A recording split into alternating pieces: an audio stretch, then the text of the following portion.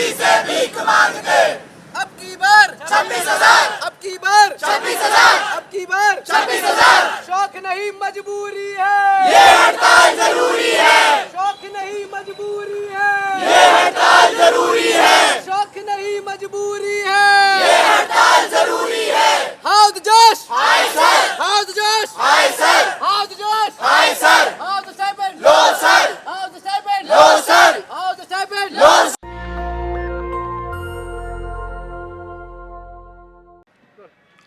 इन placards पे लिखे नारों को देखा आपने। डॉक्टरों को इस देश का भगवान कहा जाता है, दुनिया का भगवान कहा जाता है इंसान के रूप में, और वो हमने बीते 2 सालों में देखा भी। डॉक्टरों ने ही हज़ारों लोगों की, करोड़ों लोगों की जान बचाई, लेकिन आज वही डॉक्टर आज सड़कों पर बैठे हैं, सड़कों पर बैठने के लिए मजबूर हैं, क्योंकि ना ही राज्य सरकार इनकी सुन रही है और ना ही केंद्र सरकार इनकी सुन रही है। सरकारों का अक्सर काम यही होता है कि देश की सेवा करना, कहा जाता है देश की सेवा करना, लेकिन जब वही सरकार सेवक से भक्षक बन जाए तो उससे सवाल पूछना बहुत ज़्यादा ज़रूरी है। ये आयुर्वेदिक डॉक्टर हैं। ये सरकार बहुत स्वदेशी का नारा देती है। इस देश में जन्मा आयुर्वेद आज वेंटिलेटर पे है। इस डिलेमा को समझिए कि आयुर्वेद है लेकिन वेंटिलेटर पर है। और यहाँ पर मौजूद बहुत सारे छात्र हैं, आयुर्वेद की पढ़ाई कर रहे हैं, आयुर्वेदिक डॉक्टर ये बनने वाले हैं, और आम MBBS संस्थानों में या फिर और आयुष संस्थानों में स्टाइपेंड मिलती है जो कि होती है 26,000, और इन डॉक्टर्स को मिल रही है महज 15,000। सोचिए ज़रा, पढ़ाई के दौरान 15,000 रुपये से होता क्या है। आज के ज़माने में, आज की महंगाई के ज़माने में GST जहाँ पर दूध, दही, आटा, चावल पर लगाया जा रहा है और महंगाई रोज़ाना बढ़ रही है, उसमें 15,000 में होता क्या। इन्हीं डॉक्टर्स से, इन्हीं छात्रों से हम बात करने की कोशिश करेंगे।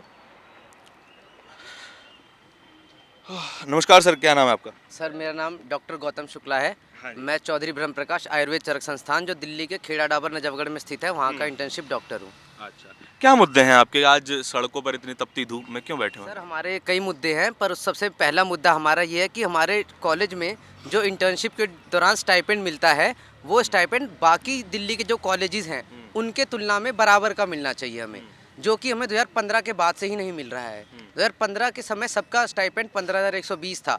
उसके बाद 2017 में, 19 में, अब 22 में सबका रिवाइज्ड होते होते स्टेप बाय स्टेप 26,300 हो चुका है। पर हमारे कॉलेज का आज भी 15,000 ही मिल रहा है हम लोगों को। सिर्फ आपके कॉलेज का? सिर्फ हमारे कॉलेज का।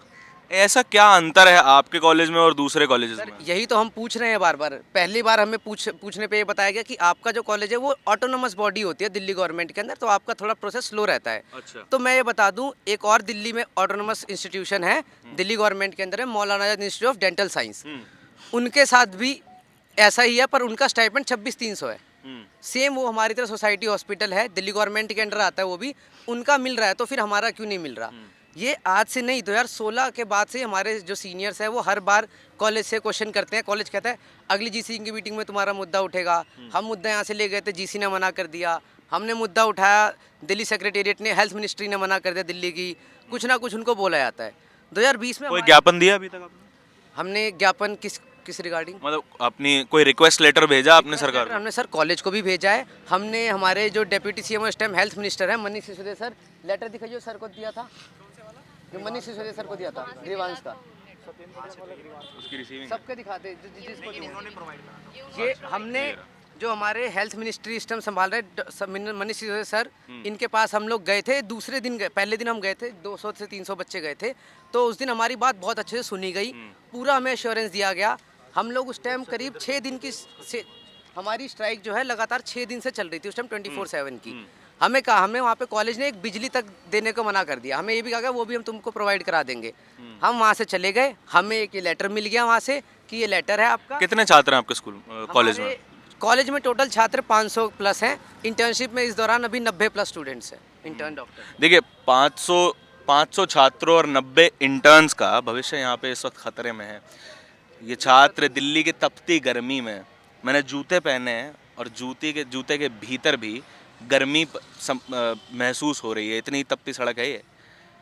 सरकार से सवाल है कि क्या वे 1 मिनट के लिए भी आके यहाँ पर बैठ सकते हैं अपने AC ऑफिस में, ऑफिस से निकल के आप थोड़ा इधर आ जाइए, मैं और भी बात कर लेता हूँ लोगों से।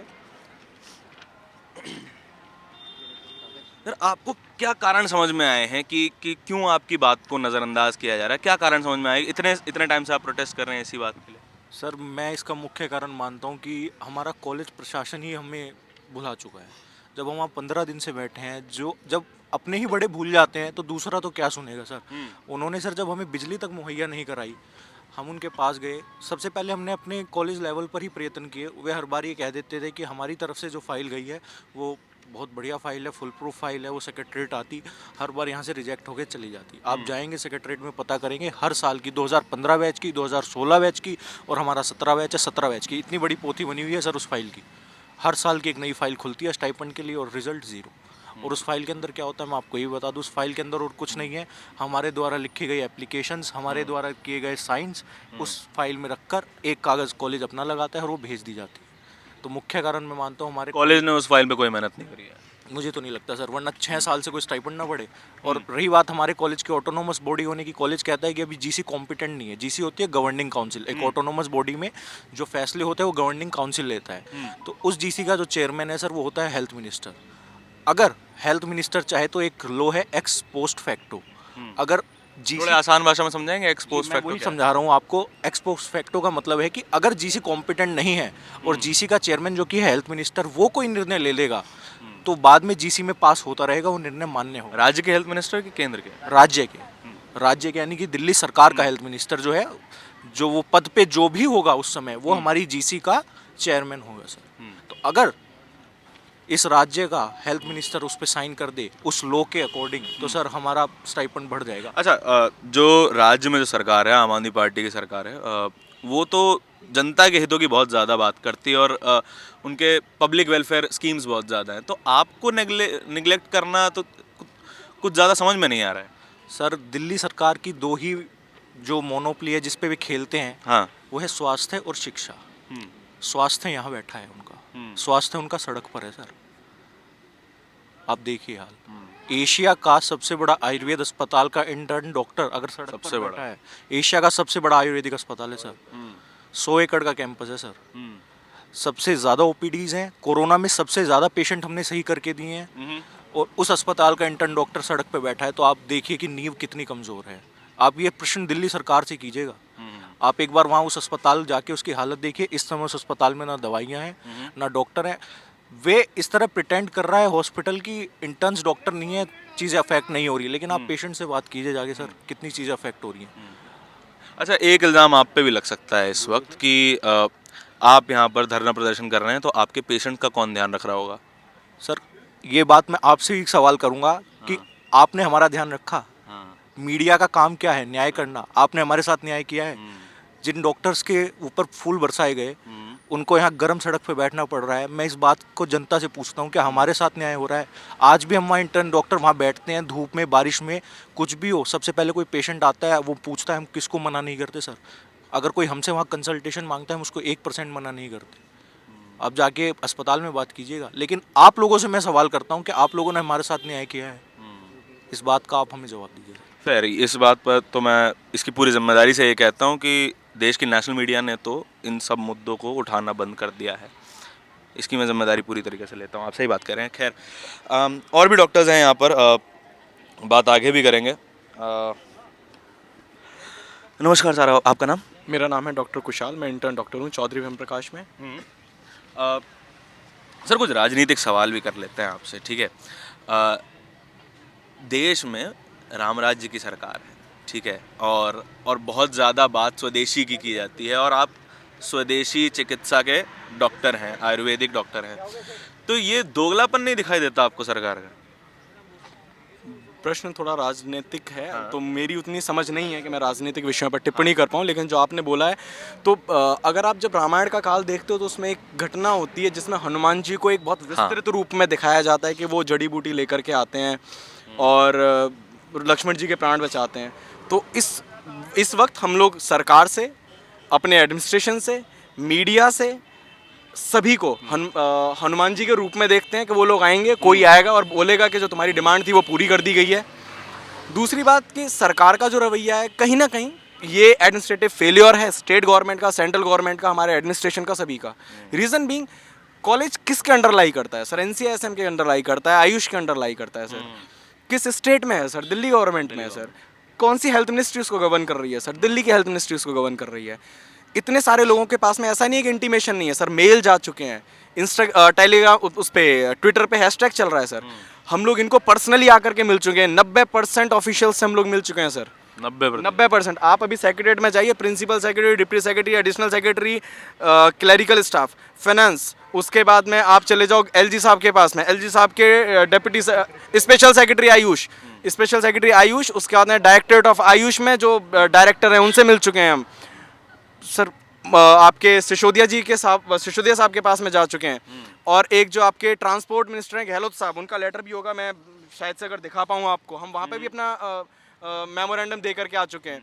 हम ऑपोजिशन में ट्राई कर चुके हैं कि वहाँ कोई हमारी बात सुने सर, लेकिन वही ऑपोजिशन भी कोई जवाब नहीं सर, एज सच कोई पॉजिटिव रेस्पॉन्स कहीं से भी नहीं है। मुझे ऐसा लगता है कि ये 70, 80, 90 लोगों को छोड़ दिया गया है कि वही कब इंतज़ार करो, कब कुछ होगा, तो हम उस इंतज़ार में बैठे हैं। लेकिन हाँ, ये है कि हमारा इंतज़ार ख़त्म तब होगा जब हमारा स्टाइपेंड बढ़ा दिया जाएगा। जिस उम्मीद से कोरोना प्रदर्शन करते रहेंगे, ऑप्शन नहीं है सर। पिछले 4 साल इंतजार कर आपका करियर अफेक्ट होगा उससे तब? सर चीज़ें तो बहुत अफेक्ट होंगी, फाइनेंशियल कंडीशन से इफेक्ट हो रही हैं सर लोगों की। दूसरी चीज़ सर, मैं डॉक्टर हूँ ना सर, चीज़ों को सही करना मुझे आता है, ठीक है। तो रही बात करियर की, उसे भी ठीक कर लेंगे सर। मुद्दा आज क्या है? मुद्दा आज है मेरा स्टाइपेंड, जो मेरा राइट है। दूसरा, मेरा जो पेशेंट वहाँ पे आ रहा है, चलो सर मैं आपकी बात मान ली, मैं अभी स्ट्राइक खत्म करवा के वहाँ बैठ जाऊँगा, क्या दवाइयाँ हैं अस्पताल में पूरी? इसकी जिम्मेदारी कौन लेगा? मैं लिखूंगा क्या? तीसरी चीज़ सर, भर्ती कहाँ करोगे मरीज को? हॉस्पिटल के अंदर। आपका AC खराब है सर, आप जाइए हॉस्पिटल को रिपोर्ट कीजिए।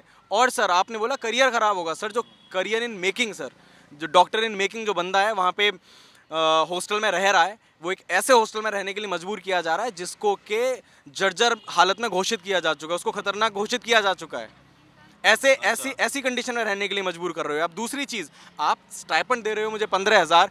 अभी तक हमारे कॉलेज में सभी इंटर्न्स को वो दिया जाता था, आपका हॉस्टल दिया जाता था। अब सर वो भी छीन लिया गया। उसका कारण गर्ल्स हॉस्टल जो था वो डेंजर जोन डिक्लेयर कर दिया गया। पिछले 3 साल से उसकी मरम्मत का काम चल रहा है। समझ में नहीं आ रहा सर, ये चौधरी वेमप्रकाश के साथ में ऐसा क्या है कि उनका स्टाइपेंड बढ़ने में 4 से 5 साल लग जा रही हैं, उनका हॉस्टल बनने में इतना टाइम लग जा रहा है, वहाँ दवाइयाँ आने में टाइम लग जा रहा है। तो ये जो टाइम है सर, इसकी कहीं ना कहीं कीमत समझनी पड़ेगी। और फिर बात वहीं वापस आ जाती है घूम करके। आपने राम राज्य की बात करी कि जिस वक्त हनुमान जी जड़ी बूटी लेने, संजीवनी बूटी लेने के लिए गए थे, तो जो व्यथा, जो व्याकुलता वहाँ श्री राम जी की थी लक्ष्मण जी को वहाँ सामने देख करके, सर वही व्यथा, वही व्याकुलता हमारी सभी की है, अपने फ्यूचर को अपने सामने देख करके, जो हमारे सपोर्ट में बच्चे हैं उनके फ्यूचर को सामने देख करके, और अपने पेशेंट की हालत को देख करके। तो मुझे उम्मीद है कि कोई निकलेगा जिसे समझ होगी कि जो लोग यहाँ धूप में बैठे हैं, बारिश में बैठे हैं, बिना पानी के, बिना धूप के, बिना लाइट के, उनके बारे में कोई सोचेगा 2 मिनट निकाल के AC ऑफिस से, और फिर शायद से एक फरमान लेकर के आएगा कि बढ़ा दी गई है। हालांकि अच्छा, गजट नोटिस है आपके मेरे पास में जो सबसे बड़ी चीज़ है वो है भारत का राजपत्र, जिसे इन्हीं जैसे कुछ लोग, जिन्हें चुन करके हम लोग भेजते हैं, वो हमारे लिए निर्धारित करते हैं। और उन्होंने ही लिखा है कि हमारा जो स्टाइपेंड है सर, अगर ये जूम हो पाए तो,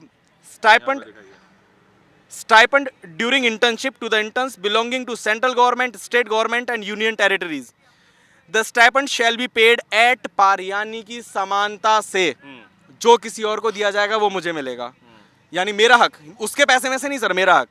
The stipend shall be paid at par with other medical system under respective government and there shall not be any discrepancy between medical system। अब सर एक जो क्लॉज लगा दिया गया है ना कि हमारा जो कॉलेज है वो है आपका independent body, autonomous body sir. तो मैं ऑटोनोमस बॉडी का एग्जांपल दे देता हूँ sir. Maulana Azad dental college Delhi सरकार के अंदर आता है, पहली चीज़ ऑटोनोमस बॉडी है। दूसरी चीज़, उनका स्टाइपेंड बढ़ गया, तो हमारा क्यों नहीं बढ़ा? अगर एडमिनिस्ट्रेटिव फेलियर है तो गवर्नमेंट को रिस्पॉन्सिबिलिटी लेनी चाहिए, उन लोगों को ढूंढ के निकालना चाहिए जिनकी गलती है, जिन्होंने फाइलें पूरी नहीं करी हैं, जिन्होंने अगर आप कोई डिमांड कर रहे हो तो डिमांड अच्छे से नहीं लगाई है, या हमारी बात यहाँ तक पहुँचने नहीं दी है, तो जो भी है उन्हें फाइंड आउट करो, उनको उनके अगेंस्ट एक्शन लो। नहीं ले सकते तो मेरी तो एक सिंपल सी डिमांड है कि मेरा स्टाइपेंड बढ़ा दो, जो कि एट पार, यानी कि तीबिया कॉलेज में, मौलाना आज़ाद मेडिकल कॉलेज में, VMMC में, डेंटल कॉलेज में जितना दिया जा रहा है वो मुझे मिलना चाहिए। मेरी सिंपल सी एक डिमांड है, और मुझे उम्मीद है कि आज नहीं तो कल ये सरकार सुनेगी ज़रूर, नहीं तो फिर मजबूर किया जाएगा कि सुनना पड़ेगा सर।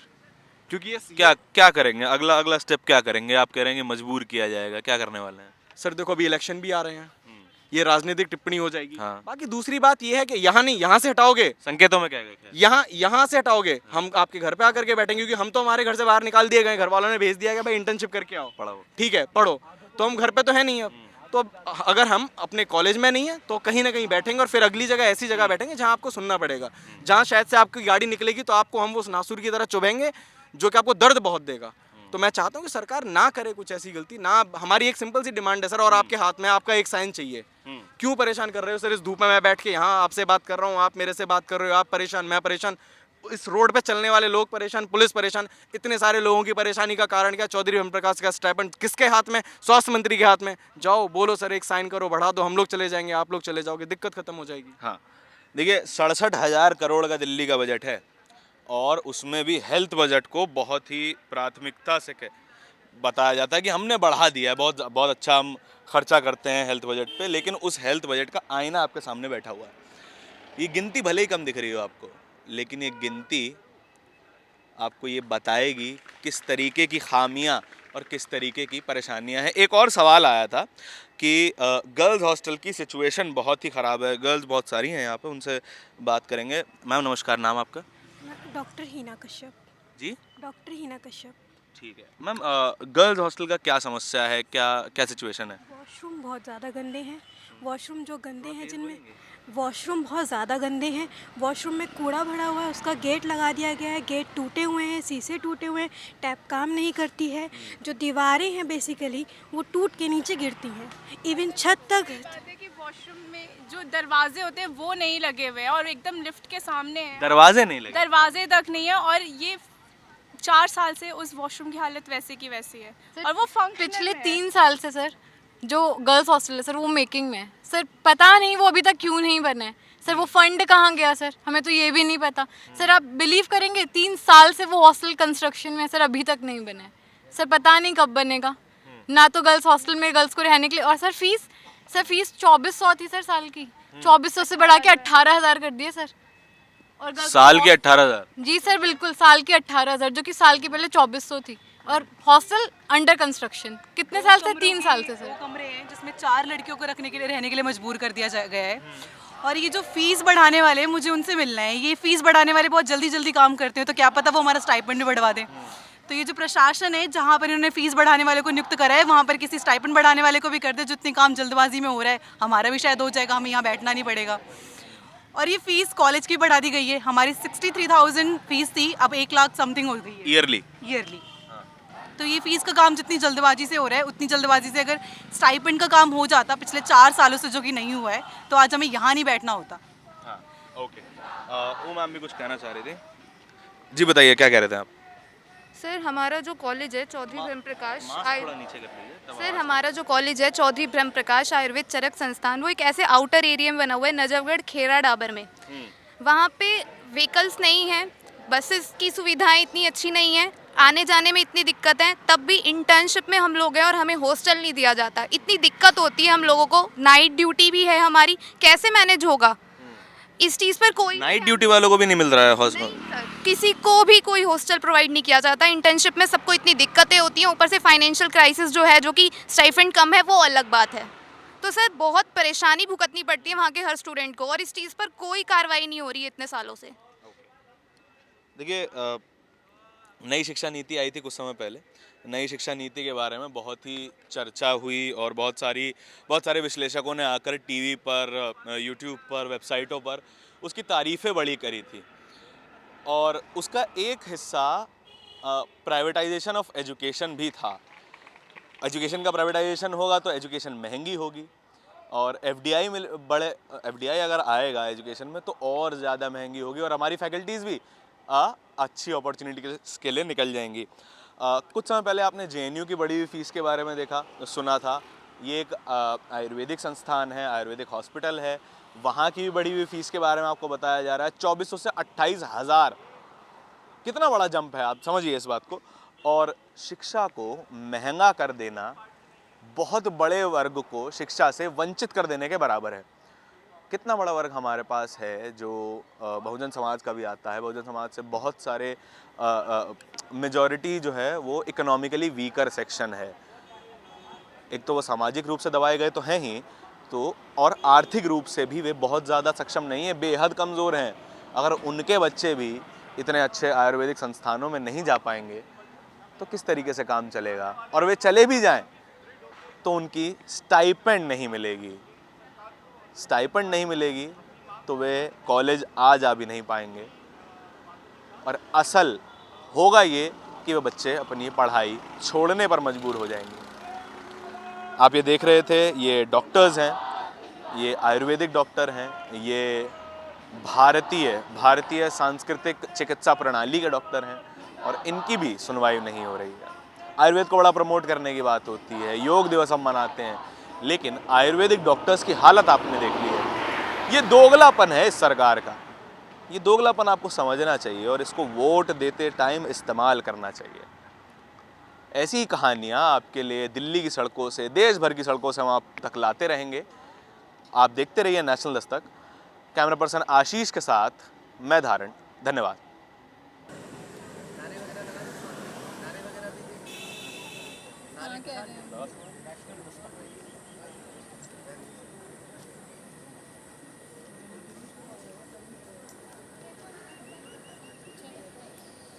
हम हमारा हक मांगते नहीं किसी से भीख मांगते, हम हमारा हक मांगते नहीं किसी से भीख मांगते, हम हमारा हक मांगते नहीं किसी से भीख मांगते। अब की बार 26,000, अब की बार 26,000, अब की बार 26,000। शौक नहीं मजबूरी है, ये हड़ताल जरूरी है, शौक नहीं मजबूरी है, ये हड़ताल जरूरी है, शौक नहीं मजबूरी है, ये हड़ताल जरूरी है। हाउद जोश, हाय सर, हाउद जोश, हाय सर, हाउद जोश, हाय सर, हाउद साइबन, लो सर, हाउद साइबन, लो सर, हाउद साइबन, लो सर। अब की बार 26,000, अब की बार 26,000, one state one stipend, one state one stipend, one state one stipend, one state one stipend, one state one stipend, one state one stipend, one state one stipend. National Dastak की आपसे गुजारिश है कि अगर इसको बचाना चाहते हैं तो नेशनल दस्तक को सब्सक्राइब करने के लिए रेड कलर के सब्सक्राइब बटन को दबाएं, फिर बेल आइकन की घंटी दबाएं। नेशनल दस्तक को बचाने के लिए बहुत जरूरी है कि हर खबर को शेयर करें, लाइक करें, कमेंट जरूर करें।